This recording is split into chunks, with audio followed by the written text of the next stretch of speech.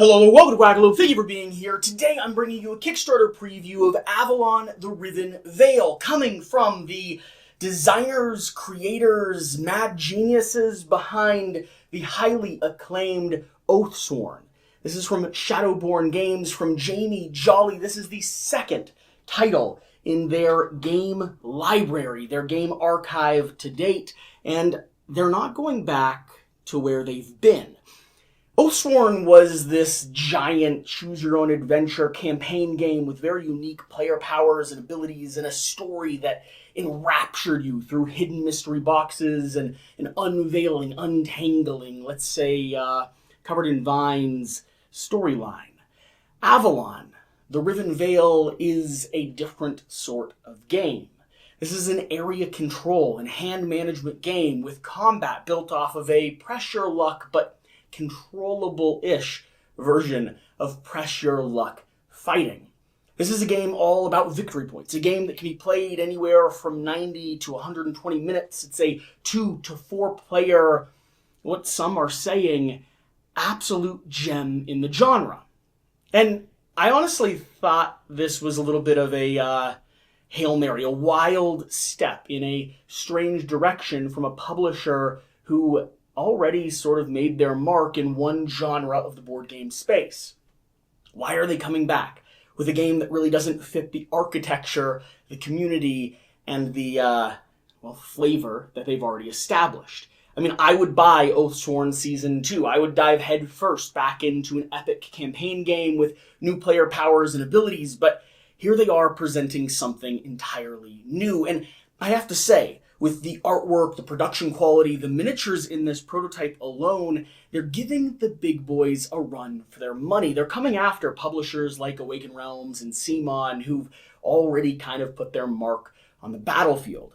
And the design here is something to write home about.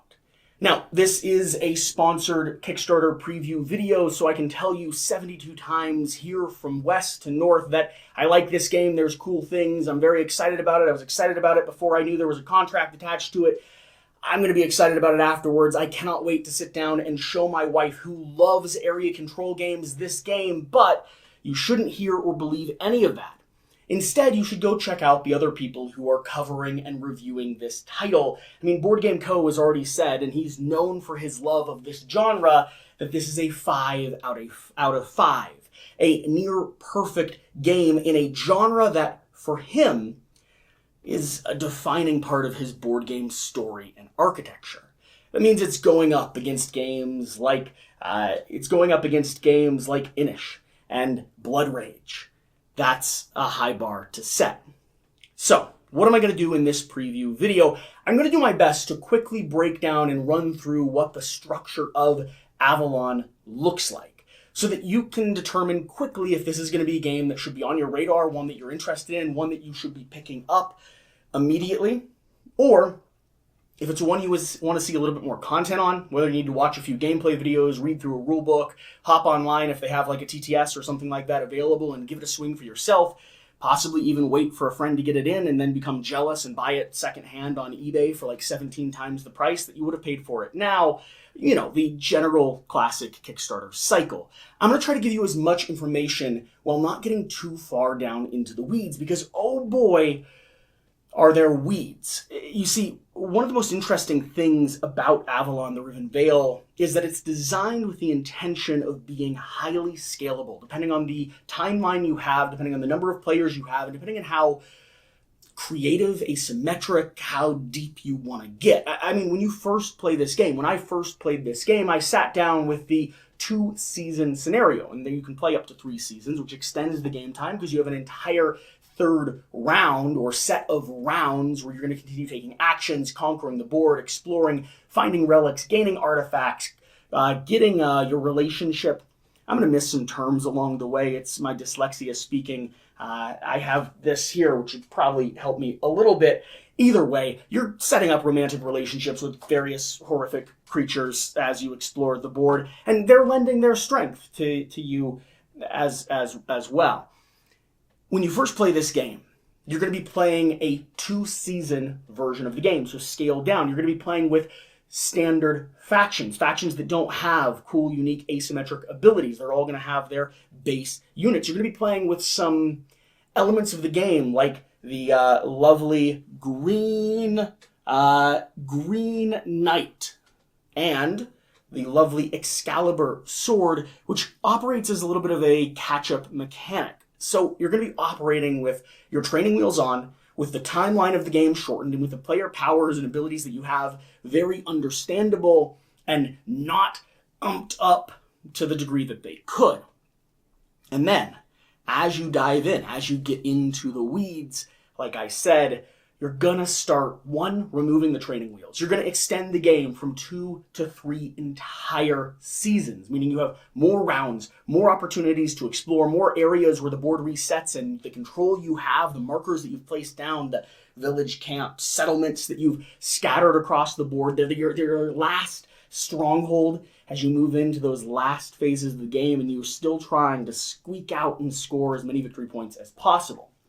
You're going to be using asymmetric player powers and abilities. So the lovely boards that we have here that are on their standard sides are going to flip over, and this giant wall of text, that becomes your character, each with their own unique story and mission, which for a thematic player like me is absolutely lovely. You might be exploring, looking for that lost relic, finding that partner that you wanted to equip into battle, or seeking to conquer and settle as much as possible.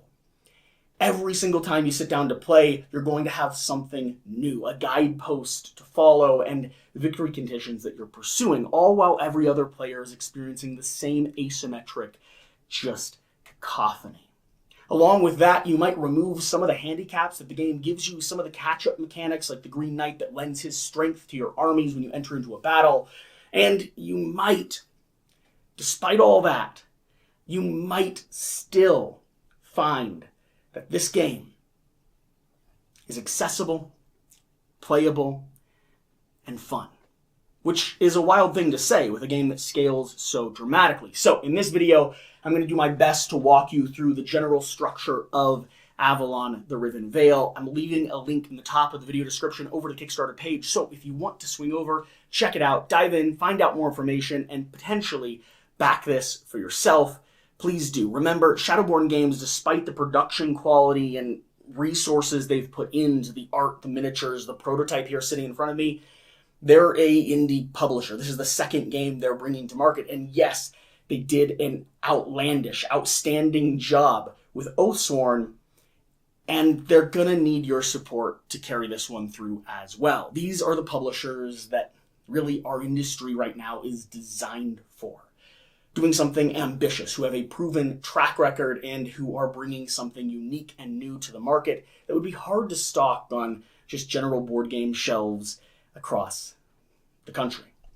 Okay, let's dive in. A 2 to 4 player, area control, victory point scoring, hand management game with a little bit of pressure luck when it comes to the combat mechanics. So what do all those terms mean? Well, 2 to 4 players is going to be the player count, and depending on if you're playing 3 seasons or 2 seasons, which you can always fluctuate that, or asymmetric player powers or not, you might watch that timeline extend or shorten. I think you can get a really solid, probably 60 to 90 minute game in with a 2-player standard factions, or the asymmetric factions very well experience, whereas I think you're looking at the higher level 120 plus if you're playing full 4 players, 3 seasons, and especially mixing in asymmetric factions. There's a lot of scale here depending on who you're playing with, how you're playing the game, and how much time you have to sit down and dive into it. I would argue that it's competitive with some of those other area control games that are in my library, because oftentimes they come out onto the table depending on the players that I have, the experience they have with these style of games or the game in particular, and also, of course, the timeline that we have to play them. And Avalon's going to scale right in accordance with all of those. Now, what does it mean to be an area control game? An area control game is built around the idea of spreading out and conquering. In Avalon, you're going to be actually resetting the board through every season. So these tiles that are out here have the ability to pop open and flip.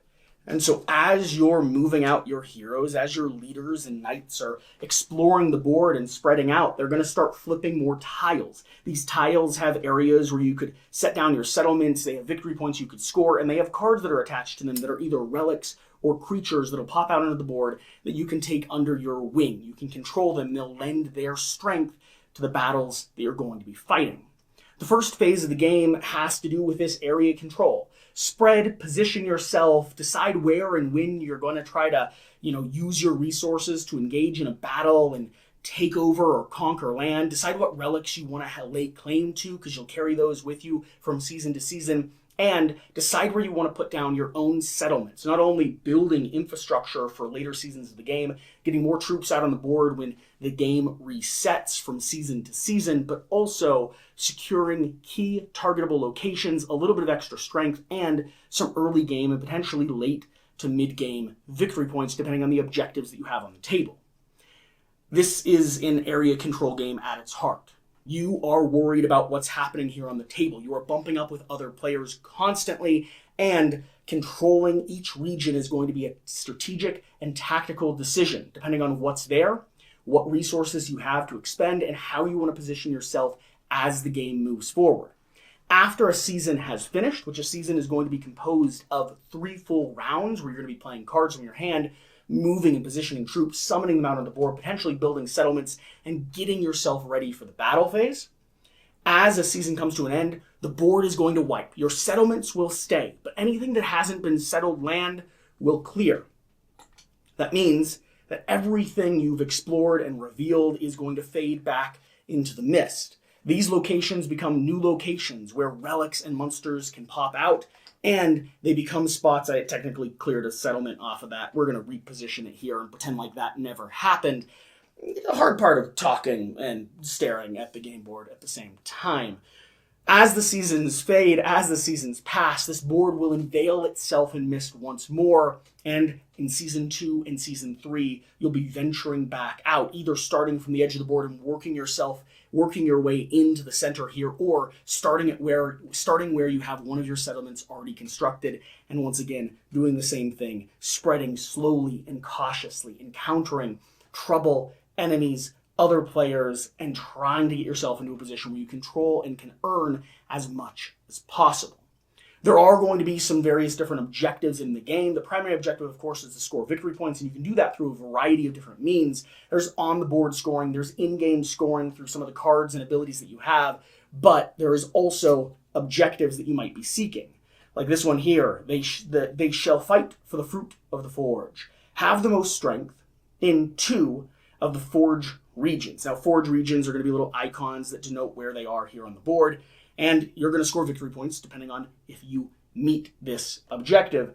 Now, you can meet these objectives during the planning phase of the game, and as the seasons move forward, there'll be more and more of those out and available for you to claim.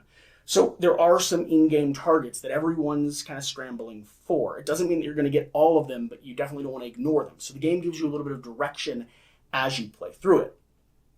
That's area control. That's the structure, the idea of that framework. Let's talk about hand management. This game is highly card-driven, and in it, you're going to have 4 distinct decks of cards. You have cards that deal with combat, cards that deal with recruitment, cards that deal with movement, and cards that deal with settlement. At the start of the game, you're going to have 2 of each of these type of cards in your hand. I have them laid out here so you can see. And the colors, iconography, the style of these cards are extremely distinct. So you'll be able to tell which cards you have. Now, your hand will fluctuate depending on what cards you decide to draw up from, because you'll be able to draw from any of these decks as the game continues, unless, of course, a card or some other limiting factor has you restricted to one of the decks or tells you to draw specifically from another one. Of course, with a game that has this much asymmetry, there might be restrictions that I'm not considering when talking about this. And of course, this is a prototype, so the game that you get in your hands at the end of this campaign will be slightly different, potentially, from the game that I have in my hands here. All those caveats aside, you're going to be able to draw from any of these 4 different decks. And these decks are highly distinct, with every single card being unique. Every single card containing various amounts of power, various amounts of cost in order for you to play it, and different abilities related to the type of card that it is. So, we have our cards laid out here, and as you can see, This card has a speed of 5. That's how fast I'll go in turn order when I've taken my action and played my card. It's going to cost 2 cards to play down. It is a movement card. Its title is the Expeditions, and it's going to allow me to move in a few unique ways. Now, there is a lot of iconography in this game, and honestly, the iconography is actually very easy to follow and read. It looks a little complicated when you see 16 or so symbols spread out in front of you, but it's one of the things that I actually recognize and admire a lot in how Shadowborne has designed Avalon so far. For instance, this one here, without even thinking about it too much, tells me that I can go ahead and move from one region and then move from another region. I can move a group from 1 to 1 and a group from 1 to 1. If you explore a region with a little sword symbol here, what's the official term? The favor symbol. Go ahead and summon 2 more troops there. So, iconography, lots of it, lots of text on the card, lots of unique abilities on the cards, but they're all pretty easy to follow along and understand. Now, I'm going to have a handful of these various cards, and depending on what I'm trying to do, I might be saving some cards for later on in the game. I might be stockpiling them because I need some of them to just discard in order to play other cards, and I might be holding on to some of my more combat-heavy cards because I want to utilize them to do as much damage or to secure a region. This hand of cards that I have will not only be refreshing and refilling, but it'll also be depleting as I take my actions and as I go through the phases or the rounds of the game. Every time I play a card, I'll usually have some type of cost associated with it. And sometimes those costs can be mitigated from icons on the card itself or different objectives that you're trying to accomplish. Like if you move 3 troops, you get to pay 1 less card for the action, for instance. And that's all well and good, but I'm still losing things from my hand. The hand of cards that you have will not be public. It'll be hidden, and you'll have this lovely little indicator card, denoter card, that you'll use in your hand to indicate what action you're taking and the cards that you're going to spend on it. Like, for instance, Safe Haven here. This is going to allow me to go ahead and place out a person and a settlement, settle the region where you have the most combat strength following normal settle rules. Go ahead and move from surrounding regions into that designated settled region. But it's going to cost 2 in order for me to do. So maybe I go ahead and spend one of these yellow, and maybe this 1 combat card isn't something that I want to hold on to. I will set my hand, have my cards kept behind the indicator card marked here, and then when we go to play my card, I'll be able to reveal it and show players that this is what I had. This is what I used. This is what I spent. It keeps the play fair without revealing how powerful of a card you might be utilizing, how much you might be spending, or giving stuff away to other players as you manage your hand of cards as you play the game. Cards will turn into victory points. At the end of a season, when you discard them all down, you're going to score for having some in your hand. So having extra cards isn't a negative thing. And you're going to continue to redraw up cards from season to season. So the type of cards that you have, what you've been able to hold on to, what you've been able to utilize will change as you continue exploring. Relics are going to stay with you, and weapons and items, those are going to attach to heroes, and monsters are going to be your commissaries, your allies, up until the point that you decide to let them go because you have too many of them captured. You can have 1 during Season 1, 2 during Season 2, and 3 during Season 3. So the board's going to get crowded. It's going to get very stuffy with people and creatures and control markers spread across it, and you're going to score as much as possible as you go. So the hand management portion of this game, it's going to deal with a lot of asymmetric cards, with cards that have a unique action that they're utilized for, but also a variety of other ways to use them, whether spending them as a resource in order to conquer, or either spending them as a resource in order to play another card, spending them as a resource in order to claim favor with a monster, or utilizing them during the combat phase of the game in order to control and secure your hold on various regions. Okay, let's talk about the actual flow of this game, and then I think we've done a good solid breakdown, preview, overview, whatever this nonsense is. I'm going to be putting out some more videos here highlighting features of the campaign itself and hopefully digging into some of the more nuanced strategic parts of Avalon the Riven Veil I have some videos that I'm considering diving into, like the player powers, the asymmetry, some of the specific rules, mechanics, maybe even the cards themselves. Let me know what you're interested in seeing, and I'll do my best to respond accordingly.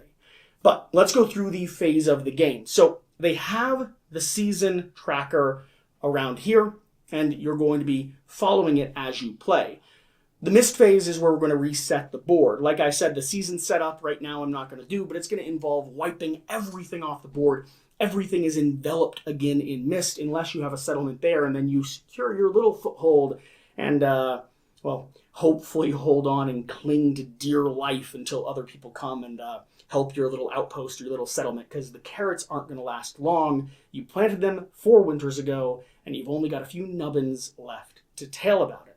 Anything that has flipped, by the way, will be recycled and reshuffled, and there's a wide variety of potential other locations that pop out onto the board. So you might not put a settlement down if you want to see something recycle, if you want the opportunity to continue exploring and find another place that fits more carefully or more closely with whatever strategy is you're pursuing.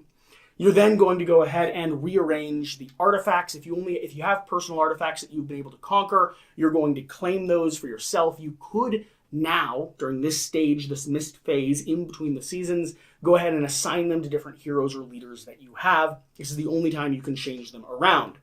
You're going to set up the settlement bonuses. So if you have a settlement out on the board, you're going to get a little kickback because of that. That's going to be depicted here on your board, and it's a nice thing to have. So the more settlements you have, the better. But like I said, there is a give and take. There is a pick and choose around that. And then you're going to gain and cards. This is where you're going to go ahead and set the board out. You're going to finish putting cards down onto the board, any area that hasn't been explored yet, and you're going to go ahead and gain your cards as well. You'll be drawing back up 8 total cards.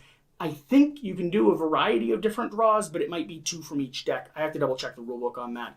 I know throughout the course of the game, I stockpile combat cards, and it doesn't always pay off. Then you're going to be moving down into the preparation phase. This is round 1, 2, and 3. A season is composed of 3 rounds, and a phase. There's other terms in there somewhere as well.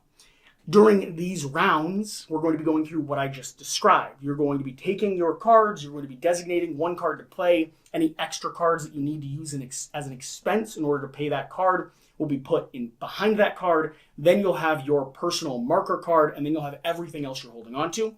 You'll play those in turn order. You'll move around the board. Everyone's going to be exploring, conquering, interacting with monsters, doing your best to claim favor, position yourself so you can win the battles that are to come. After 3 rounds have passed, you'll come over here and you will set for war. Excalibur and the favor track will reset. The favor track's over here. It's a track that's giving you kickbacks and bonuses as you play the game. It also works as a catch-up mechanic depending on what version of the game you're playing. Are you playing on expert hard mode, or are you playing on, give Jesse a hand because he's not doing very well because he keeps filling his hand with a bunch of red cards looking for carrots. I don't know why I'm hunting for carrots, but I am. Let's, listen. I want to play Bunny Kingdom. It's a great game, and it's been too long. So there's that. All that being said, you're going to reset the favor track, and you're going to hand out Excalibur. Excalibur is going to give you a little bit of a bonus if you're playing with, this guy. It'll pop out onto the board. You'll be able to give it to one of your people. It doesn't count as an artifact, and they will be able to then utilize that to get a little bit more strength in one of the regions. This is something you can plan for because it's going to go to the player who's currently struggling. Same thing with the Green Knight. The Green Knight is going to pop out. He works like a monster, but doesn't count against your monsters, and he is, as well, going to help aid a player who is struggling. So, very nice. Something that I get to utilize often. Green Knight goes out. Then we have battles. In any region where you have differing troops, you're going to have a battle to resolve. If you have a hero, a person, a leader, a knight, whatever it is, in that region, let me find the actual terms for them before someone yells at me in the comments down below. We have lords, champions, and heroes. If you have leaders, I think that works. It's not any of the terms. But if you have lord, champions, or heroes in these regions, you're going to be able to utilize combat cards in order to help secure that region for yourself. This is where a little bit of the pressure luck comes in. These combat cards are composed of various player powers and abilities. You pay them and play them similar to how you play other cards, but they also have a number down here. That's the maximum amount of strength that you can acquire by playing this card. You could always play it face down, gaining 5, just because you don't want to deal with the pressure luck side of this game, or you could do what I do every time and go for it and totally bust. Totally just wipe the floor. This card would allow me to get 9 total additional power. And this is where the pressure luck comes in. I'll start drawing from the cards over here, looking at the top number, thinking through my odds, and hoping to get a 7. If I got another 1 or 2, I could really take this region. I'm going to go for it. And I got a 3, which isn't going to work. I've busted, meaning that I'm only going to get half the strength of this card, and the card itself is going to break. There's a lot of nuance that goes into whether or not cards break, if they come back into your hand, so on and so forth. Just know that you'll get some cards back if you lose. You won't get cards back if you pressed your luck and failed, and you won't get cards back if you've won. So you're hoping to never get any cards back at all because you've won every battle you've went up against. You'll engage in a battle. If you have a leader, you can play a card, you can press your luck, you can draw cards up, securing as much strength as possible, and then resolving the battle accordingly. If you own that region, you're going to be able to take that relic, and you're going to get victory points and bonuses for owning that region. There is going to be a little bit of a collateral score there, but, you basically want to win. You basically want to control everything. If you only have your little minions, it's going to be pretty straightforward. Minions worth 1, you fight head-to-head, you got 4, you got 5, bada boom, bada bing, I win, you win. If you have monsters, they're going to have their own powers and abilities. If you have artifacts, they're going to have their own powers and abilities. They're all going to impact these battles potentially, and they're all going to lend their own strength. Like, for instance, this beautiful winged griffin here, this tempest here, this lovely fellow is going to add 2 strength, but it's also going to allow you to reposition some of your warriors around the board. So that's nice. Now, usually these trigger when you actually acquire them. They might not trigger during the battle itself, but they'll lend their strength to the actual battle as you're playing. You'll resolve the battles across the board, scoring victory points and getting positioned for who has first, who has second, who has scored in whatever regions, and then you'll discard cards for VP. So any cards you have left in your hand, good for you. You've been a responsible player. You discard them, you get a little bit of compensatory victory points because they feel bad, because cards in your hand are like actions that you could have taken or resources that you could have used, and you're clearly not doing good if you're like me and you only had 2 battles, but you had like 7 combat cards just ready to go. You're really feeling it, and you lost both battles, and you had like 6 cards left in your hand because you pressed your luck on one. I got 6 victory points though, so that's pretty good. Feel good about that. From there, you're going to reset. You're going to move from season 1 to 2, season 2 to 3. You're going to start back here at Mist. You're going to move into preparation. You're going to go back through battles. The game wipes. All players come off. And you're back to square one. You're back to exploring. You're back to trying to conquer. You're back to trying to get your hand figured out in positions that you can hopefully accomplish whatever objectives pop out, so you can secure whatever relics show up on the board. And if you're playing with the asymmetric player powers, so you can secure and overcome with whatever mission or faction-specific guidelines you've been given. I hope this made sense. I feel like there's a lot to go over, and also like it's pretty straightforward. It's a absolutely gorgeous, beautiful, stunning game with unique artwork on every single card, I believe, which is mind-blowing for a prototype like this. The miniatures and the 2 tones throughout them are gorgeous. And I'm just excited. I'm excited to play it. I'm excited to show it off to Shira. Like I said, this is a sponsored video, so don't trust me. Trust all the other people that are telling you that it's absolutely brilliant. I know there's a lot of people out there that are going to be talking about it and covering it, and they're right. They're right. I can tell you. I can at least say, I can say that they're correct. I can tell you that. So that's good. So that's positive. There you go. It's been a preview video for Avalon the Riven Veil coming from Shadowborne Games. Making a mark. Again, really holding position.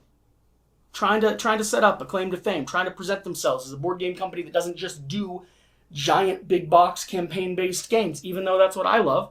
they decided they wanted to cater to my lovely wife, who is head over heels for area control games.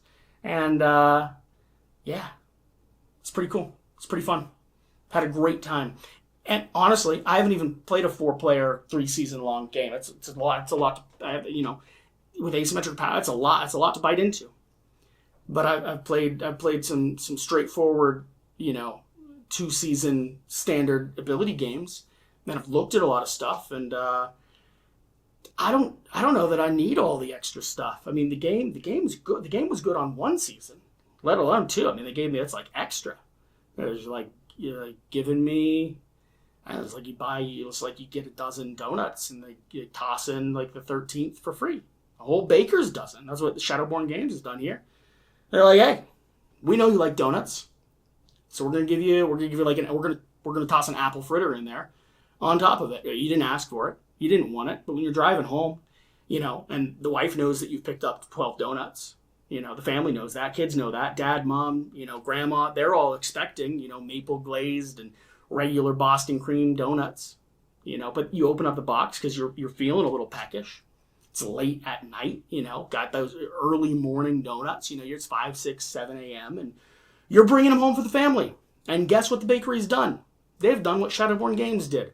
They tossed in an apple fritter on top. You get to eat that without a little bit of guilt, but no one knows. That's pretty cool. It's like a free treat. So they're doing that with this. They're doing that with Avalon. They're like, hey, we made a really good base game, really like extremely solid, foundation, and then you wanna spice it up. You wanna play extra. Just go a little. Let's give them a third season. You want a story, huh? You want to mix in, I don't know, asymmetric player powers? Give them that. That's your apple fritter. You didn't need it. You didn't ask for it. You would have been totally happy. Whole family would have been happy without it. But they did it. That's cool. I'm excited about that. So, yeah. Whatever the case, whatever you do, though, remember to do the important thing. Go get some donuts. It's been a year. We'll see you next time. Bye.